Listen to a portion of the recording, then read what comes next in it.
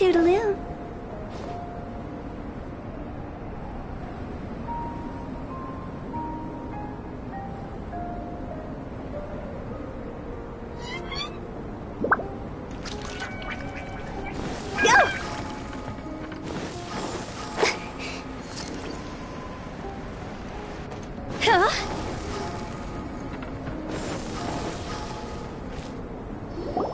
Albedo! Traveler, Paimon. I suppose your story... Yep. How about you?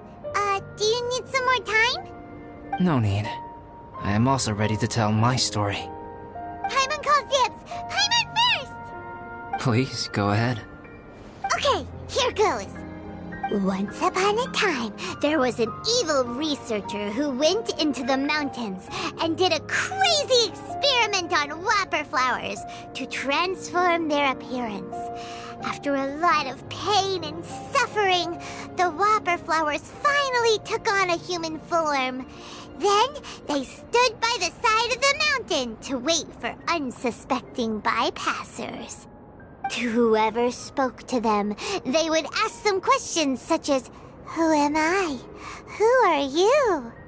If the bypasser got the wrong answer, the last sound they'd make would be a yelp before the whopper flower ate them alive in one bite. Ooh, truly frightening. What the... You two aren't scared at all!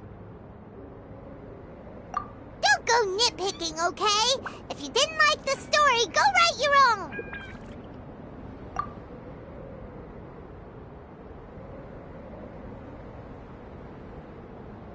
In other words, the whopper flowers would ambush and then completely replace their victims. And then what? Go back to where the person lives? Enter their home? Eat their whole family? Paimon made up this story, but now Paimon's the one who's scared by it. It's a good story. Oh, may I write it down? I may bring it up in future conversations. What for?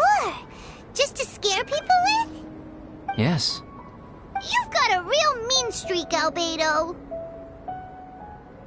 Mine is a little longer than yours. It starts with an alchemist. A great alchemist once created Subject 1. Subject 1 was her proudest achievement, and successfully blended into human society. No one ever would have thought that this friend of theirs was in fact a synthetic human. However, unbeknownst to Subject 1, the alchemist had tried the same experiment many times before he had come into being. Some of the rejects from failed experiments had been discarded, but had not died. Subject 2 was one such failed experiment. He was swallowed by a great dragon that came to rest upon a snow-swept mountain. Many years later, he was resurrected by the dragon's mysterious power. He saw all kinds of people on the mountain, including Subject 1, who had somehow miraculously blended in among them.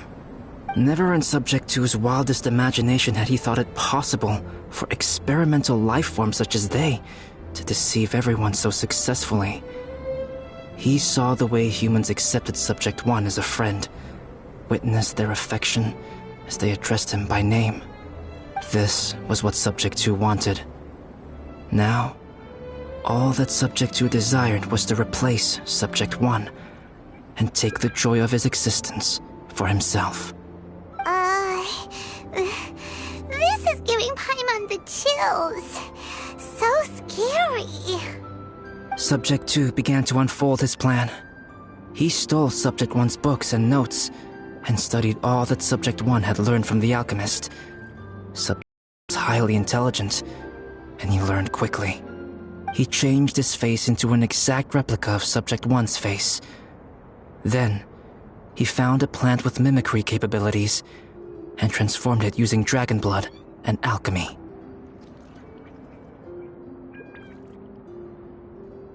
And so, not only did Subject 2 transform his own appearance to perfectly match that of Subject 1, he also created a third entity, Subject 3. What? There's 3 of them now? But Subject 2 wanted to become a perfected human. So, he erased a mark in both his and Subject 3's necks, for these marks were symbols of imperfection. In my view, it was probably a subconscious act, an instinct. He so desperately craved to become a perfect human being that he forgot something. Human beings are defined by their flaws. Subject 2's plan was meticulously crafted. Subject 3 would draw Subject 1's attention. After Subject 1 disposed of Subject 3, he would assume the threat had now disappeared and would let his guard down. The next moment that Subject 1 was alone, Subject 2 would make his move. He would eliminate Subject 1 and become the only one remaining. He would secretly replace the Subject 1 of everyone's memories and inherit his identity, residence, clothing, sword, name, and friends. People would have no idea that the individual they knew had become somebody else from one day to the next. This is way too scary. Paimon's never gonna be able to trust anyone again. But just before Subject 2 could carry out his plan, a unique stranger entered the mix. Subject 2 tried to make contact with this person, but found that they could somehow sense he was different from Subject 1. What's wrong? Are you scared? What happened then? What happened to the stranger? He became a new stage in Subject 2's plan. One more person that Subject 2 had to dispose of. It's as if there were 3 identical roses in a garden. Only one of the 3 was a fine specimen, while the other 2 were defective specimens that bore poisonous thorns. In all the world, only the gardener who tended to them could tell which was the good specimen.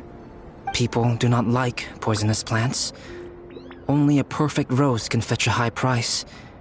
If the inferior specimens wanted to conceal the fact of their worthlessness, they would have to take the gardener out of the picture, using their poisonous thorns. This is exactly what Subject 2 was thinking. So, he hid in the shadows and waited patiently. Maybe soon, he would get his chance to become truly human.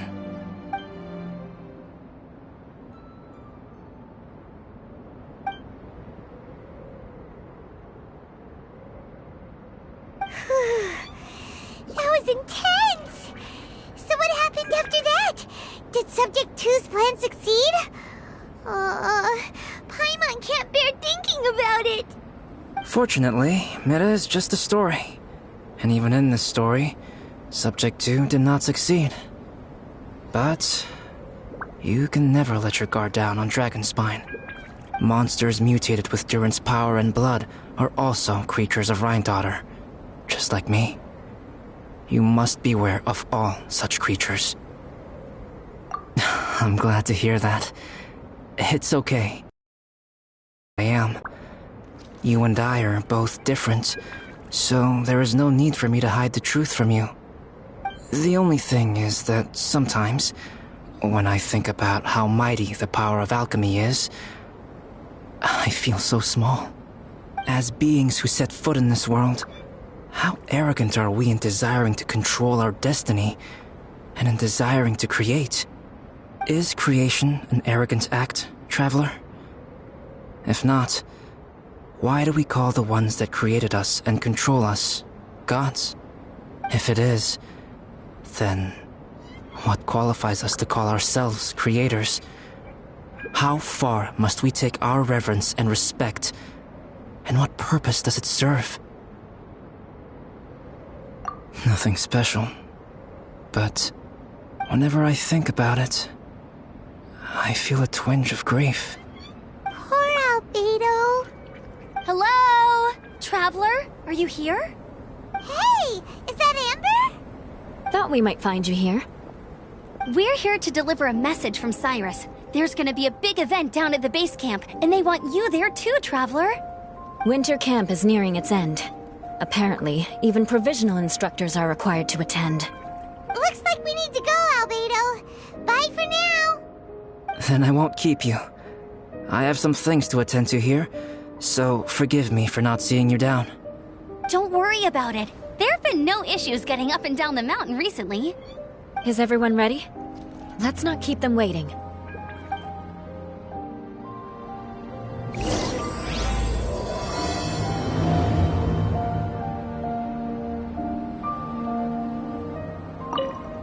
Go ahead. You're one of their instructors, no?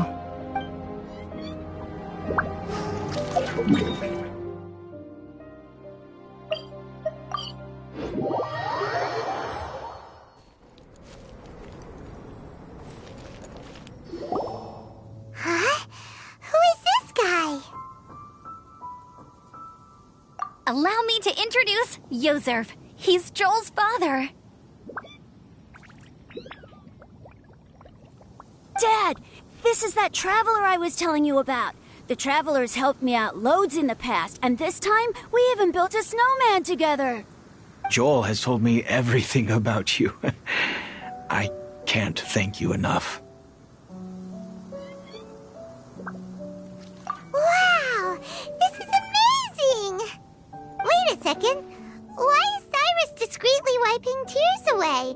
And what is Pallid doing here? Pallid is the hero of the hour this time. Go on, Pallid. Tell us what happened in your own words. Okay. The weather was fine on that fateful day, and I had a feeling that Lady Luck was smiling down on me. So I trusted my gut and set off to explore somewhere new, somewhere dangerous. Because where there is great danger, there is also great treasure. Why does this sound so hard to believe? But I had only been away from the group for a short while when I fell down a slope and just started rolling. Uh-oh. Did my bad luck rub off on him when we ran into each other on the mountain? The place I fell to was somewhere I didn't recognize, and I'd sustained a few injuries. I remember thinking to myself, this is the worst luck I've ever had in my whole life. Then I met Yozerv. He'd heard the sound of me falling and came out to see what was going on. Huh? Wow, so it was completely by chance then. I thought he must have been someone from the Adventurers Guild here for the event, but after a few words of conversation, it was clear that he was having memory problems. He didn't even know his own name. The temperature was freezing, and there was no time to deal with all that there and then, so I convinced him to come back to the camp with me and figure everything else out after we got there. We got back to the camp, ran into Joel, and the moment he saw him, he froze for a second with this completely stunned expression on his face, and then he started crying out, "Dad! Dad!" That's when Yozerv suddenly started to remember. My memory has still not fully recovered, but Joel and his mother, they are the only ones that I will not, no, that I cannot forget. Daddy. Daddy's right here, Joel. Daddy's right here. Yozerf, don't you remember anything else at all? The poor princess, feeding the foxes? I'm sorry. I have no recollection. Maybe it's because of the head trauma. I'm not sure. I woke up and found myself covered in blood. My things were gone, and there was nothing to indicate who I was or how I got there. I crawled into a cave and settled in for a slow recovery. After my legs and feet were a little better, my hunting skills were what kept me alive. Dad, I was so worried about you. I'm all right now, Joel. Oh, don't cry. Daddy's not going anywhere. I'm here to stay. Oh, this is good. This is good. You know what, though? I definitely think my luck got worse after running into Benin on that mountain. I knew it. I just... No. I just meant if it weren't for you, there's no way I ever would have run into Yozerv on a mountain this huge. Besides, we got back safely, didn't we? So don't blame yourself. Maybe sometimes miracles can only happen when you get just unlucky enough. Pallid. When did you become such a smooth talker, huh? Huh? Am I? I was just telling the truth. Oh, yeah. I want to say thank you to the Traveler, Uncle Cyrus, Auntie Eula, and Auntie Amber. Thanks, everyone. You all helped look after me, and I will always remember it. But I guess I can't take the snowman with me, or it'll melt once it leaves Dragonspine. It's such a shame. Oh, I can help with that. One moment. Huh? Eula? Here, take this. It's powdered rime. Just add it to your snowman, and it will never melt. Wow! Really? Oh, this is awesome! You're the best, Auntie Eula! Dad, I have an unmeltable snowman now! How cool is that? How can I ever repay you all? Thank you all. Thank you from the bottom of my heart. Dad, I want to go move the snowman. Can we do it now, please? Okay. I'll be leaving with Joel now. I'm sure I'll see you all another day. Very well, very well. It's time for Pallet and I to have another discussion concerning his breaches of adventurer discipline. Huh? But Cyrus, I think I kind of made up for my mistakes this time, you know? See you guys! Oh, I made this for you and Amber. Think of it as a winter souvenir. Aw, are you sure? This must be really important to you.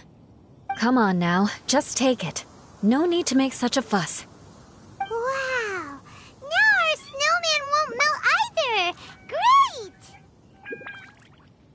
You're welcome. Just keep it, that's all I ask. Amber and I have some business to attend to now. See you later. See you! Everyone's gone. Seems like they've all got their own stuff to do now. Oh! You know what? We've been on Dragonspine all this time, and somehow Paimon still forgot to ask Albedo about how to make a fruit juicifier machine that could keep the juice fresh. Yes, again. He does seem pretty eager to please after all.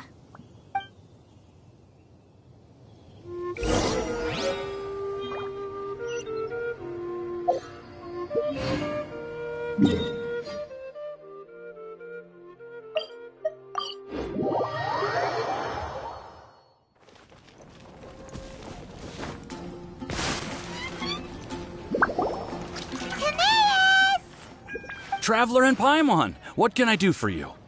Wait a minute. You've got that mischievous look on your face. Oh, you're not still thinking about that ridiculous juicer thing, are you? Timaeus, will you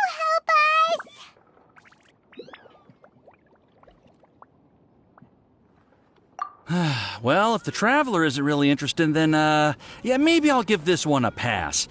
It's just the weirdest request ever. No, but Paimon's Sunsetias are gonna go to waste without it. In the time it would take me to research something like that, I could probably pick those Sunsetias again 10 times over.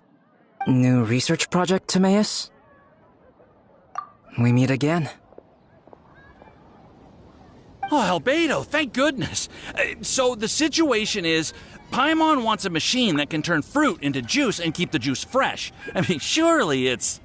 Majorly important, that's what it is. If you can manage to invent this, we'll never have to worry about fruit going bad ever again. impossible.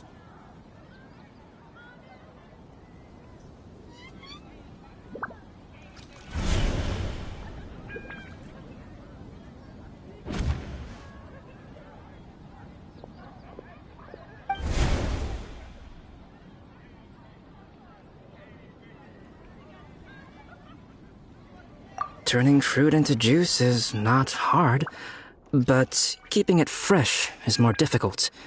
But if you simply want to keep the fruit from rotting, there are many ways to achieve this. Right, Traveler?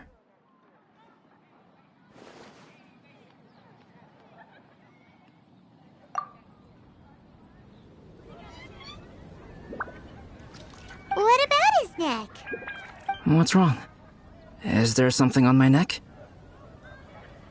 From the look on your face, it's as if you thought I just played a practical joke on you that was in exceedingly poor taste.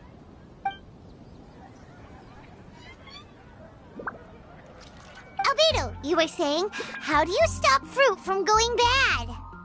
Well, one way would be to bury your fruit on Dragonspine, where the snow never melts all year round. But then Paimon won't be able to eat them! You could always live on Dragonspine. No, too cold for Paimon. Or you can give the fruit to me, and I would take it to Dragonspine for you. But since you don't like the cold, you'd have to send someone else to pick them up when you want them. This is where you come in, Traveler. Suddenly sounds a lot more feasible with other people doing all the work. Okay then, shall we go with that idea? Fruit buried on Dragonspine will stay fresh for much longer. However, it is also possible that the fruit will sprout and grow into fruit trees. Who knows? Maybe the next time you visit, it will have grown into an orchard. You can water the trees, add fertilizer, and when they finally bear fruit, you will have some fresh sunsettias. No way! Then Paimon will have to be a gardener! That's not the goal here. Oh? Well, I don't think being a gardener is so bad.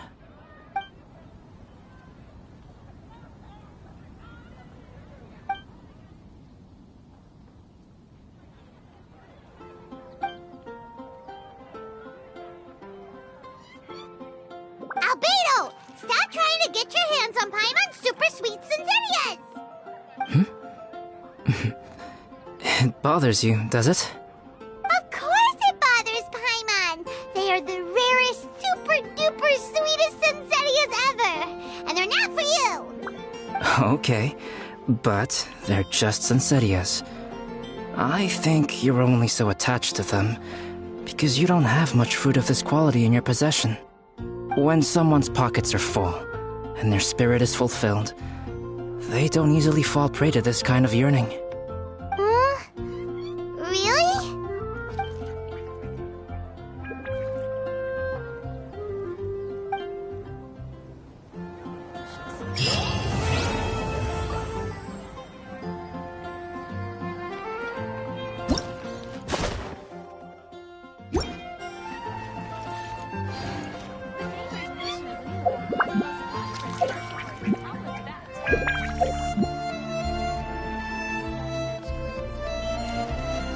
Dragonspine is too cold for ordinary fruit trees to survive. But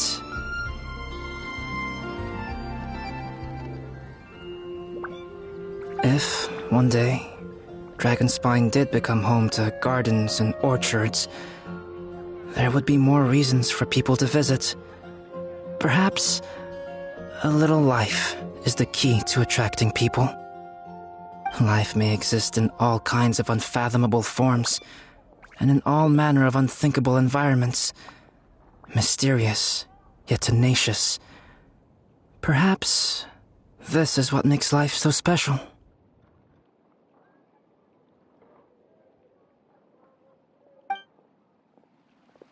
Star-Snatched Cliff is known for its views. And a radish veggie soup. Welcome. How can I help you?